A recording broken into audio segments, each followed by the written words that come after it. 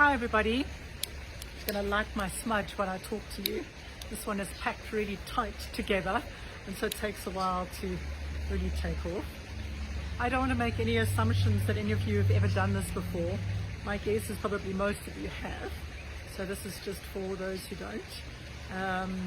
But yes, it's a detail that's important and that I will talk about more tomorrow night.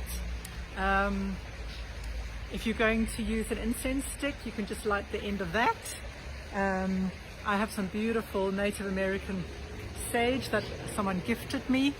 I'm very grateful to have it because it's quite rare out here in Africa to get this. So yes, I'm using sage. You need to get smoke off it. Okay, so when you get yours and you light it, you might need to light it for a while so that you get a good amount of smoke coming off it. I think you can already see, can you see the smoke coming off it?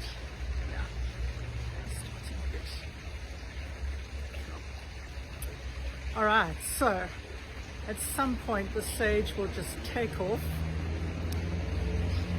Alright, and you can see now my sage is now burning really nicely. Alright, so you take the smudge stick and you put it against the chakras to cleanse out your energy field. All right, that is your intention. I will talk more about this tomorrow night, but basically what's going to happen is you're going to smudge the power centers.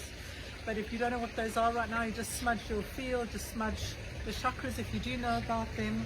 I'm going to smudge around my belly button. I'm going to smudge around my heart area, and I'm going to come here where the third eye is. All right. And then I do the same as well. This is obviously taking a bit of practice because you need to be flexible. So I'll do the back of my belly. I'll do the top of my heart. I just let the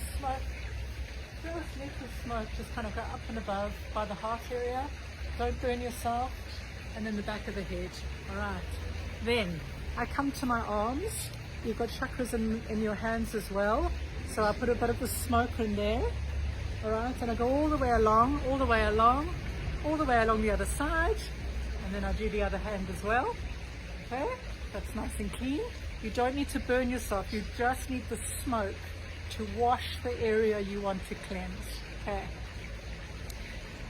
Then I go down to the feet and I do the little chakras that are underneath your feet.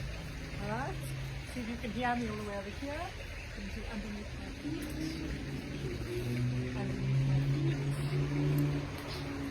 And then I like to do above my head. And that's it. That's called smudging yourself. You smudge the back, the front, bottom of your feet, your hands and your crown if you want to.